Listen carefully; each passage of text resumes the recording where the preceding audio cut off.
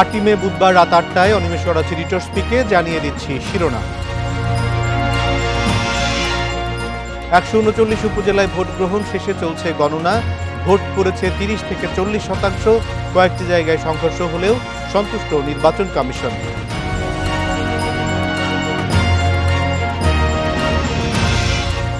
এমপিদের সরকারি বরাদ্দের তথ্য প্রকাশ নিয়ে জাতীয় পার্টির চুন্নুর সাথে সুমনের বাকযুদ্ধ, পরস্পরকে কড়া ভাষায় আক্রমণ।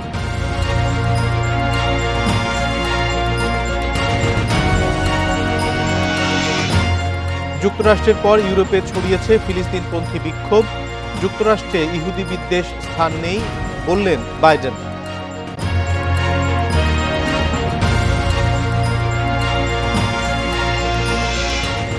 দেশের 139 উপজেলায় ভোট গ্রহণ শেষে চলছে গণনা। সকাল 8টা থেকে শুরু হয়ে ভোট চলে বিকেল 4টা পর্যন্ত। বৈরী আবহাওয়ায় সকালে কেন্দ্রে ভোটার উপস্থিতি কম থাকলেও পরে কিছুটা বাড়ে। নির্বাচন সুষ্ঠু করতে নেওয়া হয় কড়া নিরাপত্তা ব্যবস্থা। এদিকে নির্বাচনের প্রথম ধাপে 30 থেকে 40% ভোট পড়েছে বলে জানিয়েছেন প্রধান নির্বাচন কমিশনার কাজী হাবিবুল আওয়াল। এছাড়া কয়েকটি কেন্দ্রে অনিয়ম হয়েছে বলেও স্বীকার করেন তিনি।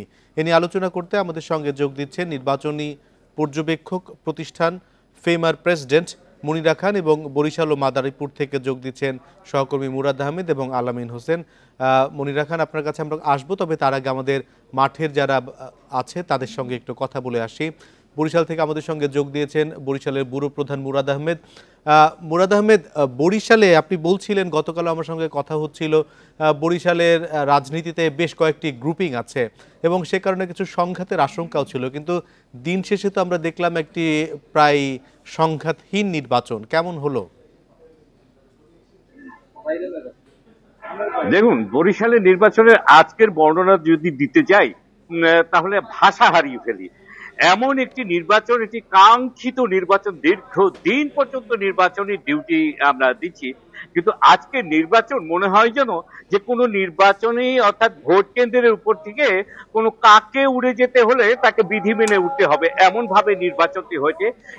আমি আজকে বরিশাল এবং বাকেরগঞ্জে 37টি সেন্টারে গিয়েছি, 37টি, এবং এতগুলো কেন্দ্রে যাওয়ার পরে আমি একটি অভিযোগ কোথাও পাইনি। আমি কোথাও দেখিনি কাউকে কোনো কেন্দ্রের থেকে কোনো প্রার্থীর এজেন্টকে বের করে দেওয়া। সে তো দূরের কথা, সবচেয়ে বড় কথা হচ্ছে যে ভোটার কোনো অভিযোগ করেনি।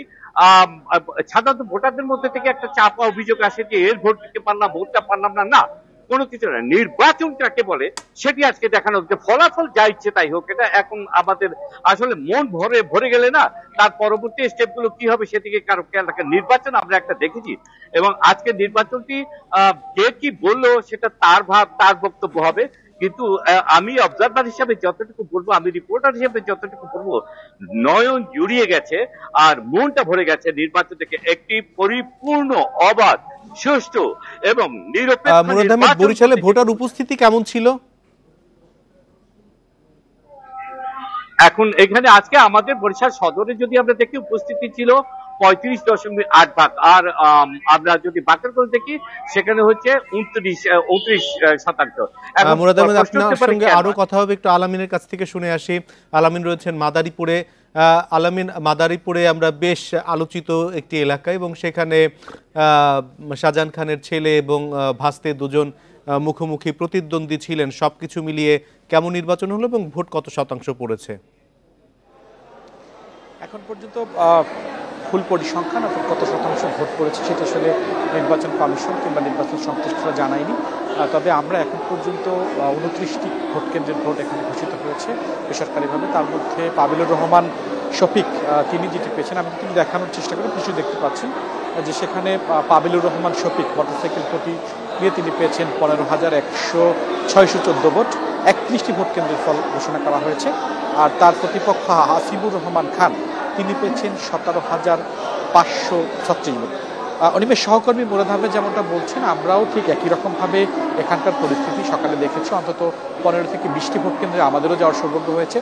আমরা যেটি দেখেছি যে শেষ বিকেলের দিকে আসমাত Ali Khan public school and college, সেখান থেকে মাদারীপুর পৌরসভার যিনি মেয়র ইয়াদ আলী, তিনি আফামা বাহাউদ্দিন নাসিমের ভাই, ঢাকা 28 যিনি সাংসদ সদস্য এবং তার এলাকাও এটি, তাকে পুলিশ আসলে বের করে দিয়েছে। এর বাইরে শাহজাহান খান যখন ভোটাধিকার প্রয়োগ করতে আসছেন সকালের দিকে, তাকেও পুলিশ খুব বেশিক্ষণ ভোট কেন্দ্রে অবস্থান করতে দিলে। এটা হচ্ছে হেভিওয়েট যারা ছিলেন তাদের ক্ষেত্রে। এর বাইরে আমরা দেখেছি যে সারাদিন কাউকে ঘাড় ফেরানোর সুযোগ দেওয়া হয়নি। অর্থাৎ বিধিবিধান মেনে সম্পূর্ণভাবে, অর্থাৎ প্রশাসন যদি চায় তাহলে একটি সুষ্ঠু এবং অবাধ ভোটার উপস্থিতি কেমন ছিল আলামিন? তারা আসলে প্রমাণ পেয়েছে। ভোটার উপস্থিতি তুলনামূলকভাবে খুবই কম ছিল। অর্থাৎ এখানে 30 থেকে 32% ভোট কাস্ট হয়েছে এবং সেটির কারণে সকালে বৃষ্টি ছিল, এক ধরনের অনীহা ছিল সাধারণ মানুষের মধ্যে। আমরা একটু এই বিষয়গুলি নিয়ে কথা বলবো। আমাদের সঙ্গে আমাদের অতিথি হিসেবে আছেন ফেমার প্রেসিডেন্ট মুনিরা খান। আমরা আমাদের রিপোর্টারদের সঙ্গে কথা বললাম, তারা বলছিলেন যে খুবই স্বচ্ছ একটি নির্বাচন হয়েছে, প্রশাসনের যেই তৎপরতা সেটি আসলে চোখে পড়বার মতো এবং নির্বাচনে কোনো ধরনের অনিয়ম হয়নি। কিন্তু আমরা যেটি দেখলাম যে নির্বাচনে ভোটার উপস্থিতি খুবই কম। ভোটার উপস্থিতি এই যে এত কম, এ নিয়ে আপনার মূল্যায়ন কি?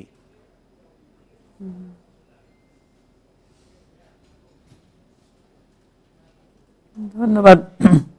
যদি ভোটার উপস্থিতি কম থাকে তাহলে আমরা প্রথমেই বলে নিব যে ভোটারদের অনীহা ছিল। কারণ যেটাই হোক না কেন ভোটাররা ভোট দিতে আসতে চায়নি বলে। এখন আমাকে প্রথমে যে ভদ্রলোক বললেন, মানে ওনার কথাতে মনে হলো যে প্রশাসনকে, ইলেকশন কমিশন মানে নিশ্ছিদ্র একটা ব্যবস্থা করেছিলেন যে যেখানে আইন শৃঙ্খলা পরিস্থিতিটা খুব ভালো ছিল, সেখানে লোকের ভোট দিতে যাওয়ার কোনো বাধা ছিল না।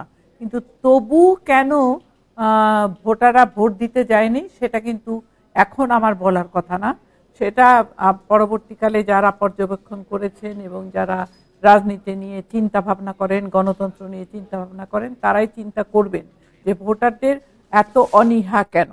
তবে আমি মোটামুটিভাবে এটা বলতে পারি যে প্রতিযোগিতামূলক নির্বাচন না হলে কখনোই ভোটাররা উপস্থিত থাকে না। আমাদের দেশে যেটা হচ্ছে সেটা হচ্ছে যে প্রতিযোগিতামূলক নির্বাচন আস্তে আস্তে কমে যাচ্ছে। যেমন ধরেন রাজনৈতিক দলগুলির, যে কোনো পার্টি মনোনয়ন দিচ্ছে না, কোনো মানে নিজেদের ক্যান্ডিডেট বলে কাউকেই তারা স্বীকার করছে না। অতএব হয়তো দেখা যাবে যে একটা পার্টিরই 5-6 জন দাঁড়িয়েছেন। এখন ভোটাররা মনে করে যে আমি যাকেই ভোট দিই না কেন, যে পার্টিকে আমি পছন্দ করি সে পার্টির লোকই তো হচ্ছে, অতএব আমার যে লাভ কি, ভোট দিয়ে লাভ কি, অতএব যেই হোক আমার কোনো অসুবিধা নাই। তো এই একটা সাইকোলজি ভোটারদের ভেতরে থাকতে পারে যে একই পার্টির লোক যখন দাঁড়িয়েছে তো যে হইলে আমরা খুশি। তো এইটা একটা কারণ হতে পারে। আর একটা কারণ হতে পারে যে আস্তে আস্তে পৃথিবীর অনেক দেশেই এই মানে ভোট দেওয়ার ব্যাপারে অনেক রকম কেন ভোট দিতে যায় না, অনেক রকম। প্রথম কথা, তাদের মনে হয় যে যাদের ভোট দিব তাদের আগে আমরা তাদের উপরে যেরকম নির্ভর করেছি, এখন হয়তো সেভাবে নির্ভর করে তাদের থেকে আমরা কাঙ্ক্ষিত সেবাটা পাবো না। অতএব আমাদের কে হলো না হলো তাতে কিছু আসে যায় না, সেজন্য অনেকেই ভোট দিতে যান না। যে যাই হোক, এটা একটা অনীহার ব্যাপার। আর একটা মনে হতে পারে যে আমাদের একটা ভয় ভীতির প্রভাবের একটা ব্যাপার হতে পারে। কিন্তু যেখানে একটা জায়গায় একটা ক্যান্ডিডেট এমন হয়েছে যে সে যদি না যেতে তাহলে কিন্তু ভয়ের ব্যাপার আছে, তখনও অনেক ভোটাররা যে যান না, যে না আমরা এর ভেতরে যাই কেন, যে আমাদের ভোটারদের ভোট দিলে সে যদি জিতে আমাদের পরবর্তীকালে অসুবিধা হতে পারে। দেয়ার আর মেনি রিজনস, অনেক কারণেই কিন্তু ভোটাররা ভোট দিতে যায় না। আর একটা কথা, যে আমি জানি না এবার অর্থের ব্যবহার তো হওয়ার কথা অনেক, কারণ আমি দেখেছি যে 117 জন কোটিপতিই ছিল। এখন তার মধ্যে তারা কতটুকু অর্থের ব্যবহার করেছেন, ভোটারদের আনতে আকৃষ্ট করেছেন। আগে আমরা সবসময় দেখেছি যে ভোটারদের আনার জন্য রাজনৈতিক দলগুলি কিংবা ক্যান্ডিডেটদের একটা বিরাট প্রচেষ্টা থাকতো, রিক্সা থাকতো, গাড়ি থাকতো, মানে এমন একটা ব্যবস্থা থাকতো যে তারা ভোটাররা এসে ভোট দিয়ে যেত। এবার আমি বলতে পারবো না যে এরকম অর্থের ব্যবহার কতটুকু হয়েছে যে জন্য ভোটাররা এসে ভোট দেয়, নিজের পয়সা দিয়ে কেউ ভোট দিতে আসতে চায়নি। মনিরা খান, আপনি বলছিলেন, একটু জানতে চাই যে আপনার কাছে যে নির্বাচনের আগের পরিস্থিতি কেমন দেখেছেন এবং নির্বাচনের দিন সবকিছু মিলিয়ে এই নির্বাচনকে আপনি কিভাবে মূল্যায়ন করতে চান। আরেকটি কথা একটু জানি যে সরকার তো এই নির্বাচনে অর্থাৎ আওয়ামী লীগ দলীয় প্রতীক তারা এবার ব্যবহার করতে দেয়নি যাতে নির্বাচনে ভোটার উপস্থিতি একটু বাড়ে। আপনার মূল্যায়ন কি?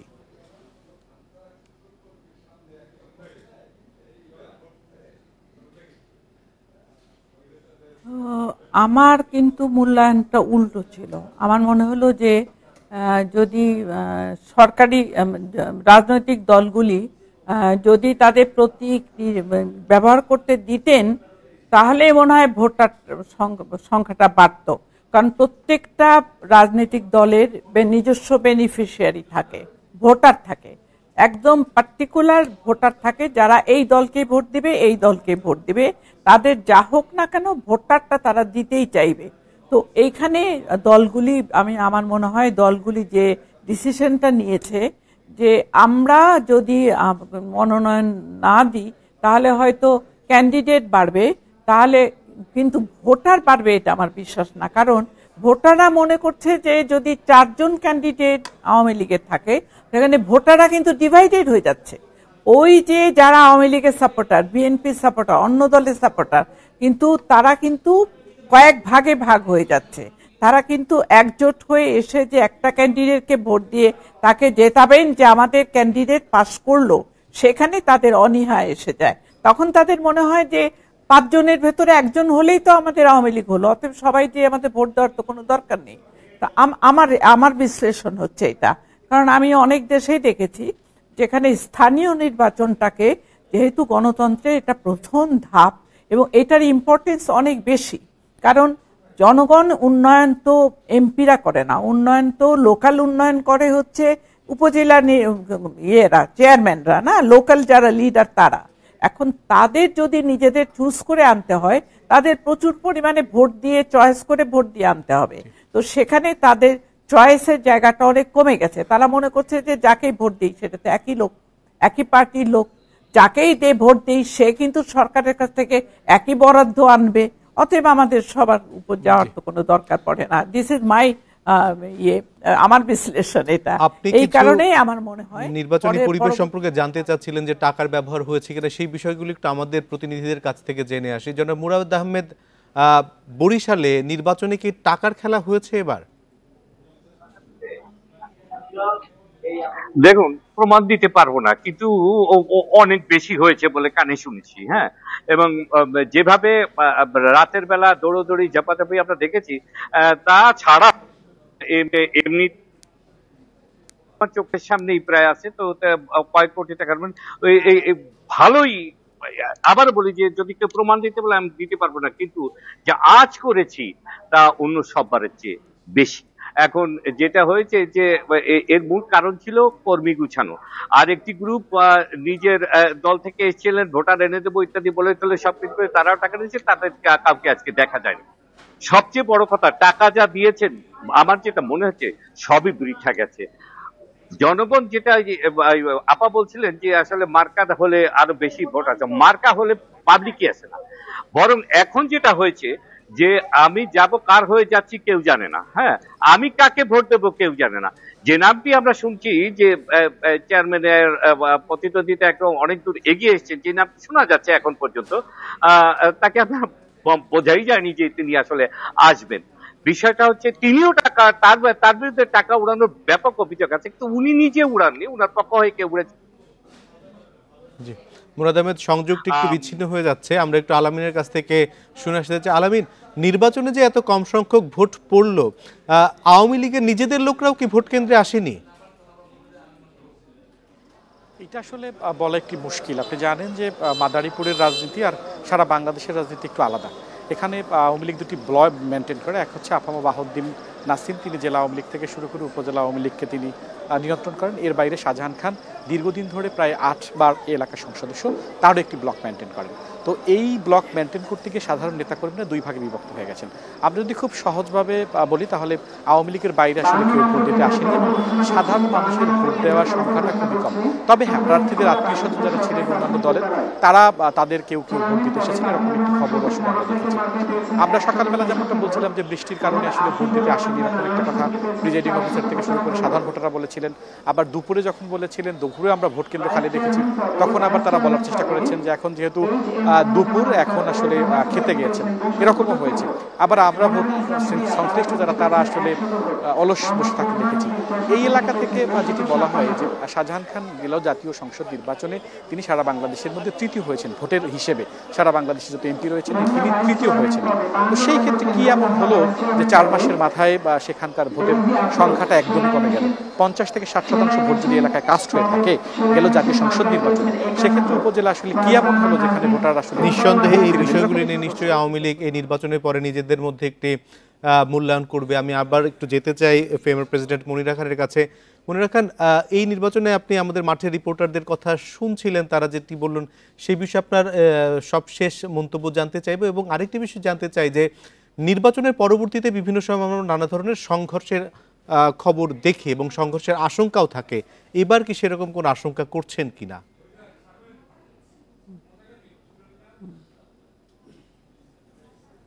না, আমি একটা কথা সিসির বলবো। সিসি বলেছেন যে মোটামুটি ভাবে শান্তিপূর্ণ ইলেকশন হয়েছেন।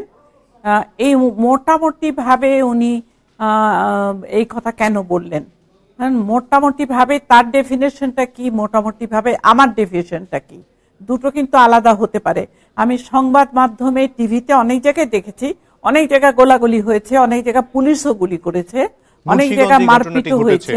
এখন মোটামুটি বলতে আমাদের সিসি কি বোঝাতে চান?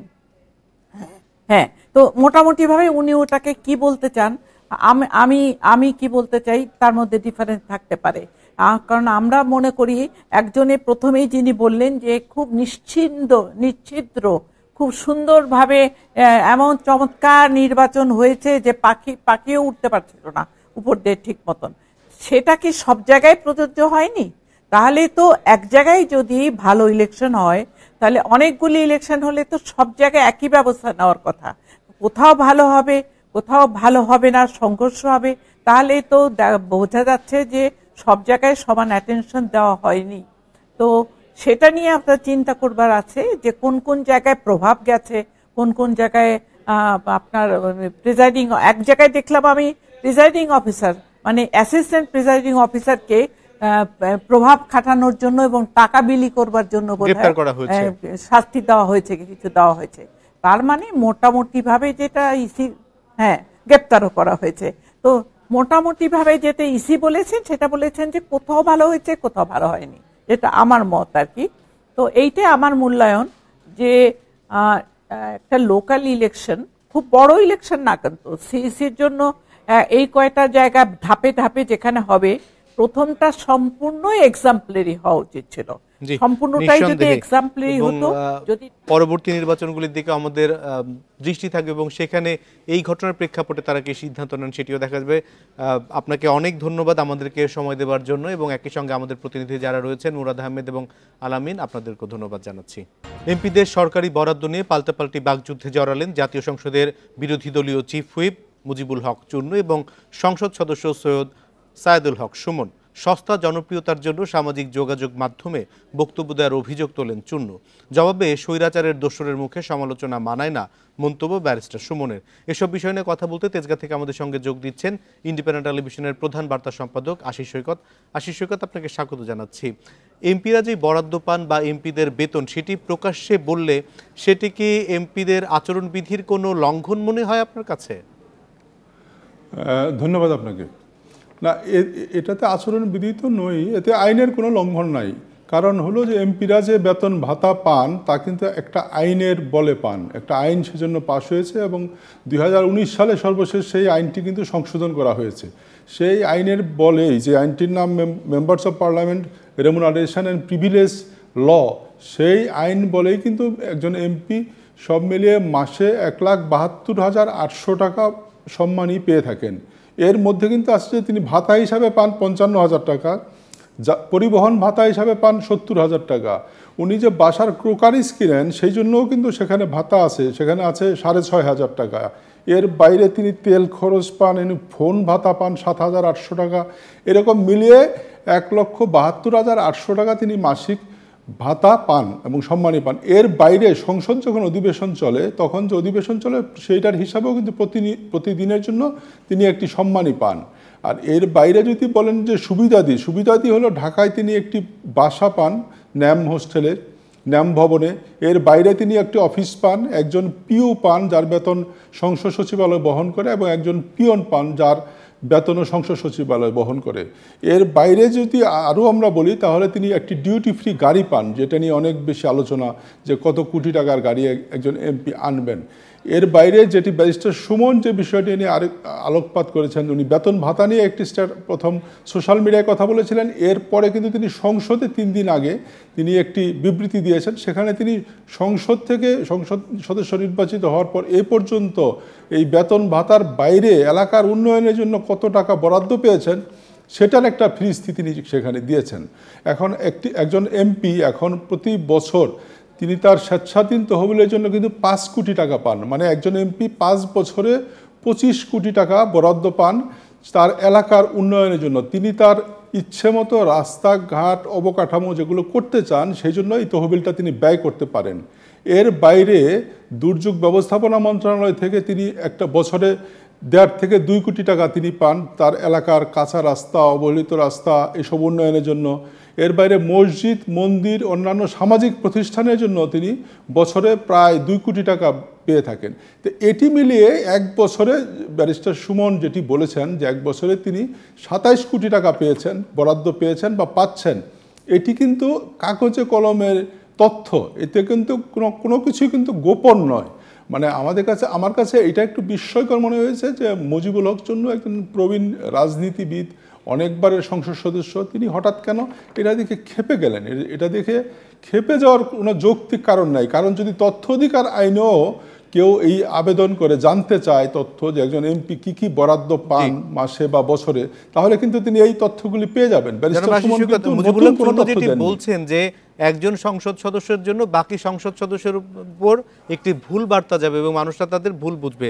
তার ব্যাখ্যা যেটি তিনি বলছেন যে তিনি যে 28 কোটি টাকা পেয়েছেন, অর্থাৎ ব্যারিস্টার সুমন যে 28 কোটি টাকা পেয়েছেন তার 3 কোটি টাকা তিনি পেয়েছেন হচ্ছে এবং 28 কোটি টাকার মধ্যে এই রাস্তা বরাদ্দ এবং এই নানা কাজের জন্য এই টাকাটি পেয়েছেন। এই বরাদ্দের টাকাটা তো তিনি তার এলাকায় 1 বছরে পাননি। তার এলাকার লোকজন তাকে প্রশ্ন করছে, সুমন যদি 28 কোটি টাকা পায় আপনি কেন পাননি? এইরকম তিনি এক ধরনের সংকটের মধ্যে আছেন।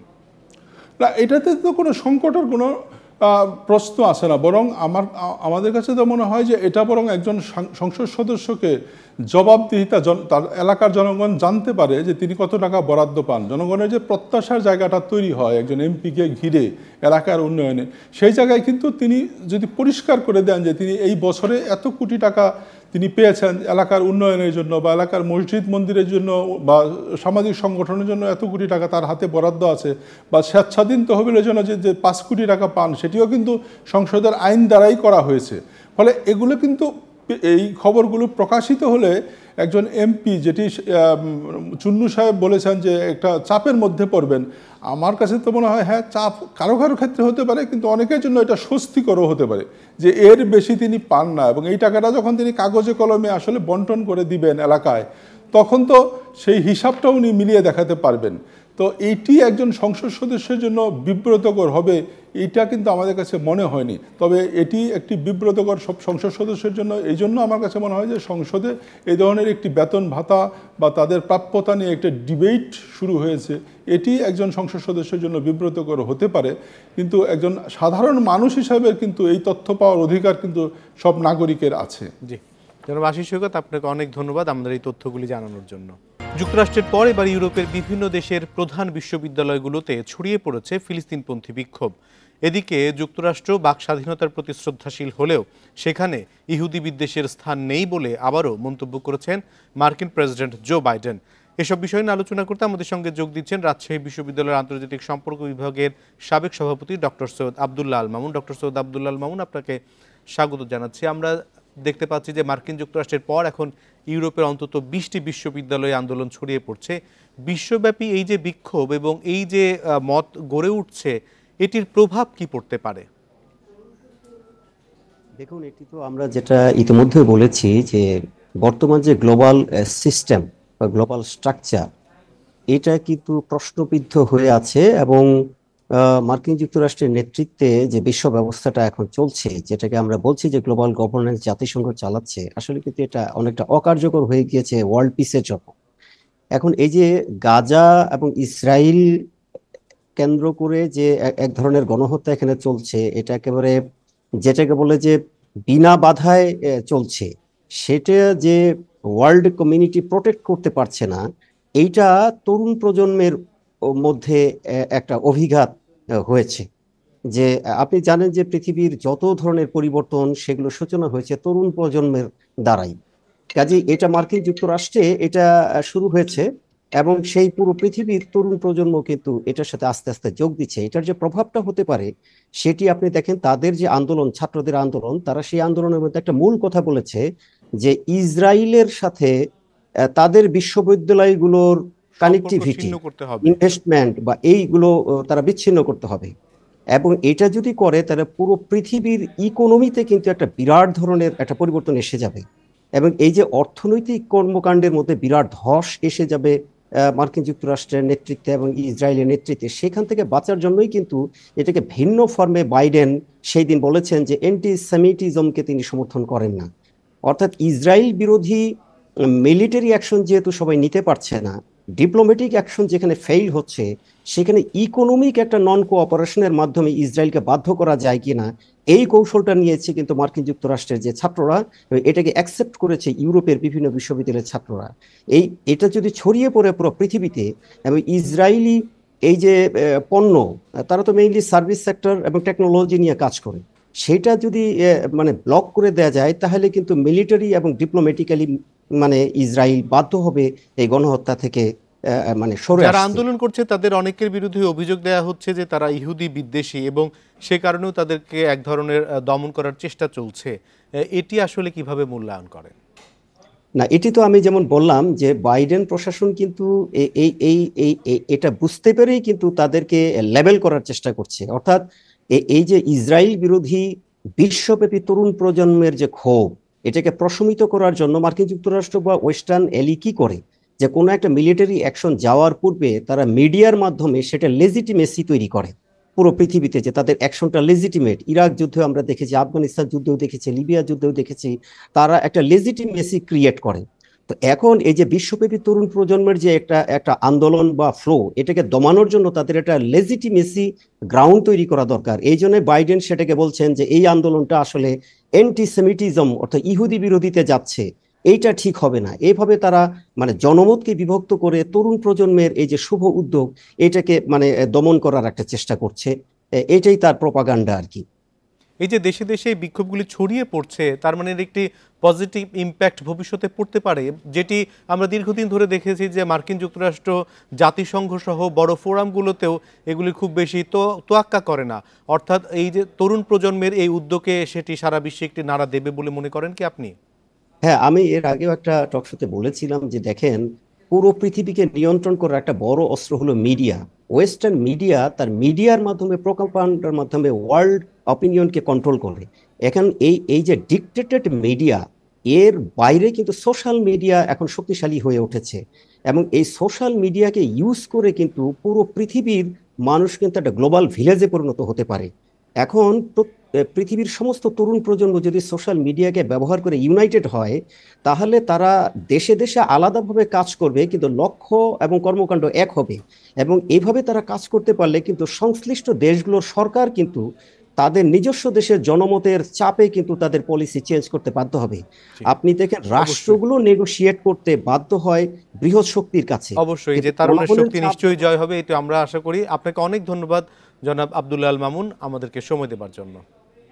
এই ছিল এডিটর স্পিকে। ইন্ডিপেন্ডেন্ট টেলিভিশনের সব খবর আরও বিস্তারিত জানতে চোখ রাখুন ফেসবুক, ইউটিউব এবং এক্সে। সাথে থাকার জন্য ধন্যবাদ।